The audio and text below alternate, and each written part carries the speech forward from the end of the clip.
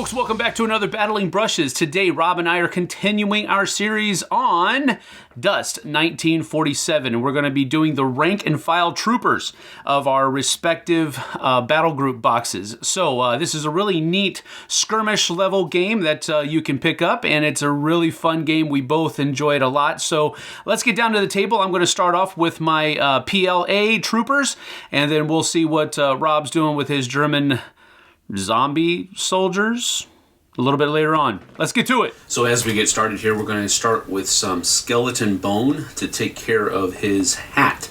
That is right here, and it's going to be bone color, but it'll work out. I've already tried it on some of the other models because I wasn't exactly sure of myself and the decision that I was making, but it is going to work out. You'll see, I promise. So then it's just some pretty basic coats here. We're not worried about getting on anything else. It's the first thing that we're doing. We know that we're going to cover up any mistakes that we make with other colors on the model. So you can pretty much be free and clear with this guy, with this part of it. And now we're going to take some of the desert yellow that we were using for the other models as well to get the skin tone in there. With these models, the only part of the skin that's showing is his face and neck on the backside, so this is going to be a little bit difficult. So if I don't show, as far as camera angle is concerned, so if I don't show everything, that's why. And one of the things you want to make sure you do here is just get a couple of thin coats on there, because you don't want to cover up any of that definition with glopping paint or anything like that. So just take your time with it and be very careful.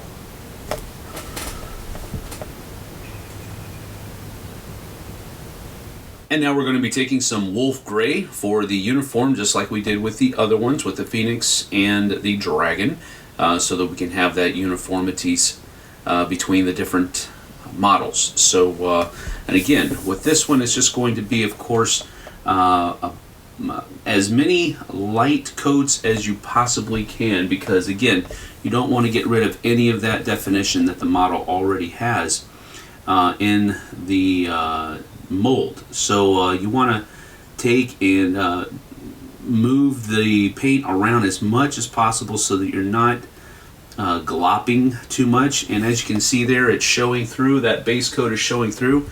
That's okay. You're going to come back and do another one anyway, so you don't have to worry about that at all. More coats to cover is better than one real thick coat. So that is a rule of thumb. You want to make sure that the gloves here are not covered. So you want to, what I usually try to do is I cut in long lines that I need to make sure that I'm not covering before I do the rest of that part of the model. And now that that uniform coat is done and cut in the way I like it to, I'm going to go ahead and hit it with some matte black on some of these different parts, like the gun, his boots, his chin strap, which I probably won't show because the angle is going to be so awkward, and that's about it. I don't think there's anything else on here that really needs to be black, except for his boots, his chin strap, oh, and his belt. Yeah, his belt is going to need that as well. So we'll get to we'll show as much of that as possible. With that blue back there, we do want to be careful with it. So you take your time and do the best you can, but just remember that you can always go back and make changes and whatnot, and touch-ups and stuff like that.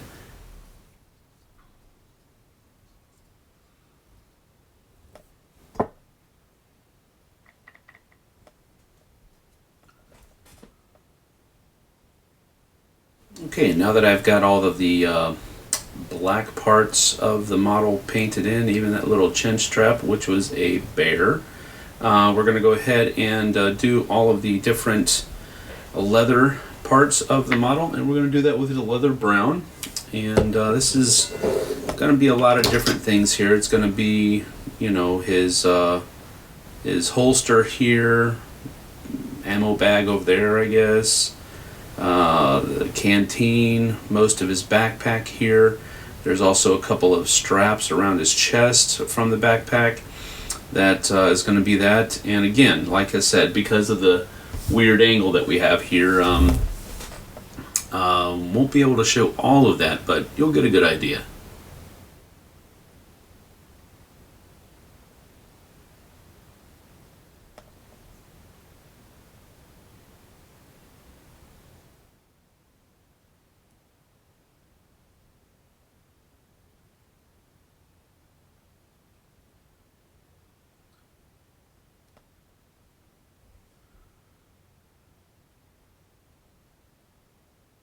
And now that we have all of the different leathery type places done, we're just going to start, hitting some of the fine details here.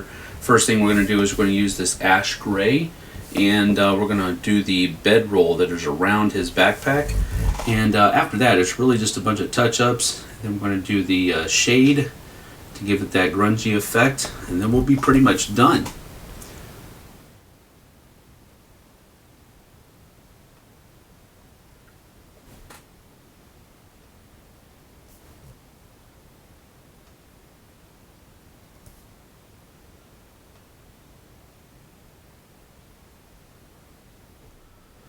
So after we have everything detailed in the way we wanted to, which included a little bit of gunmetal gray on the grenades up here, some oak brown for the handles, and oak brown for the shovel handle over here, dry brushing some gunmetal onto the actual weapon, and that's pretty much it as far as that's concerned. Now we're just going to take some of this soft tone, the same stuff that we used for the Phoenix and the Dragon, and we're just going to put that all over the model and spread it around so that it looks the way we want it to look. Dingy, not as stark and stuff like that. Remember that these guys are in a war zone, so we're just going to apply this liberally throughout the entire model, and it's going to provide that effect that we're wanting to, of shading, a little bit of depth here and there, make some of those details of the model pop out a little bit too.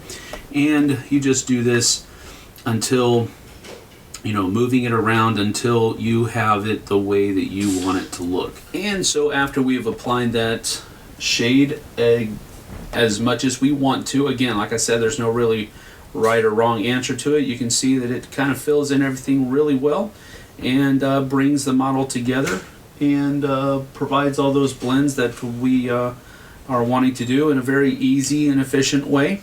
And just by way of comparison, we can look at the Phoenix here that we did last week, and you see that it has a good bit amount of uniformity there, so that's what we're looking for.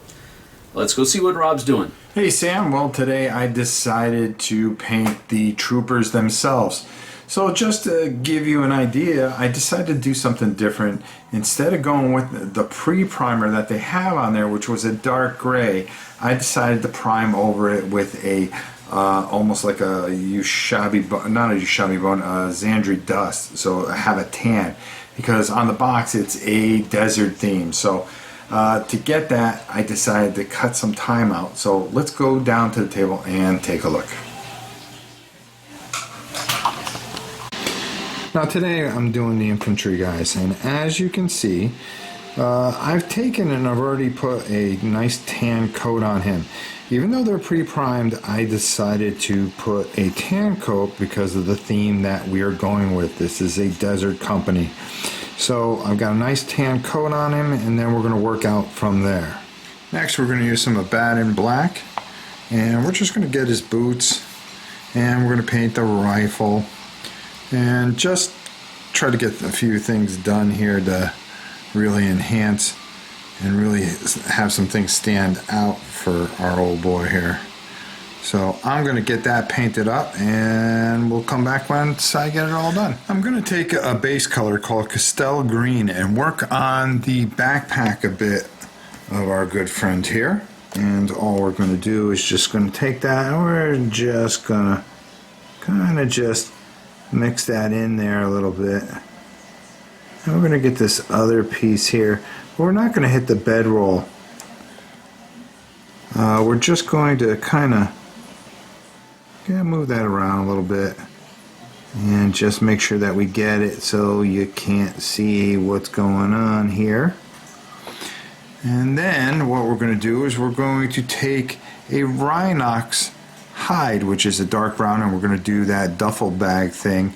As you can see, I pointed out some of the black, and I took the black and did the straps. So we're going to try to work around that and just kind of smooth that brown into the sleeping bag.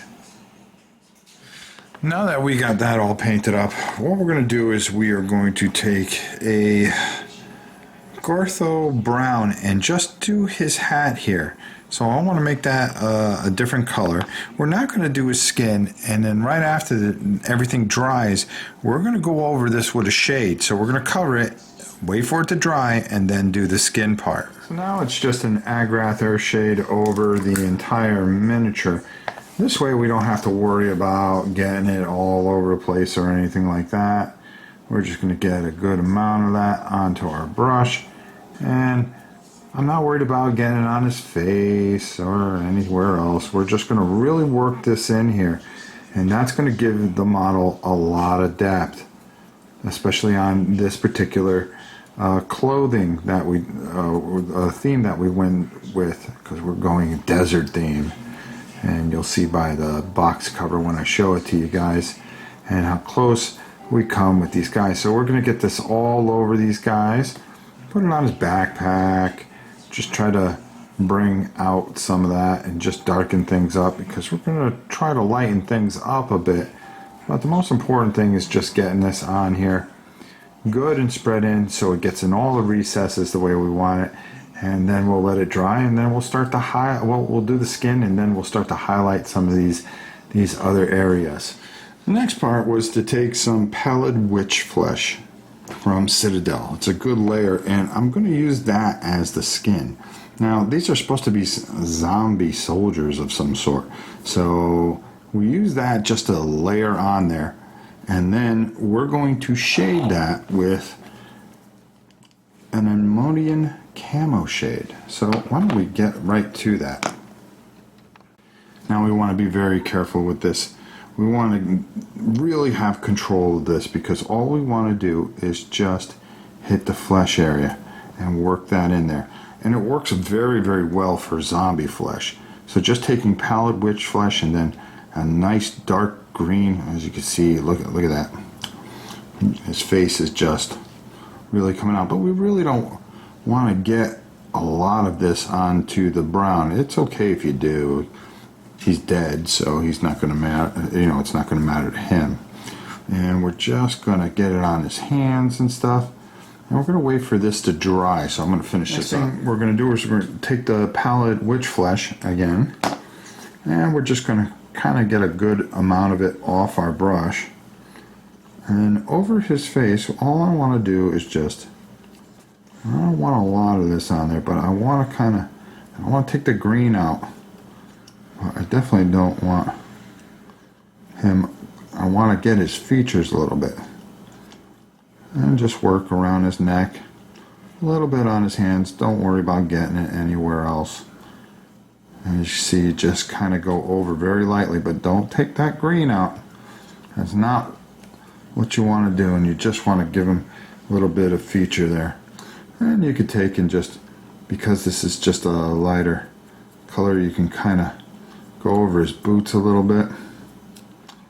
As you can see, just gives a little shade to the boots. And then very lightly over the green backpack to give that a little flavor. Bring that out.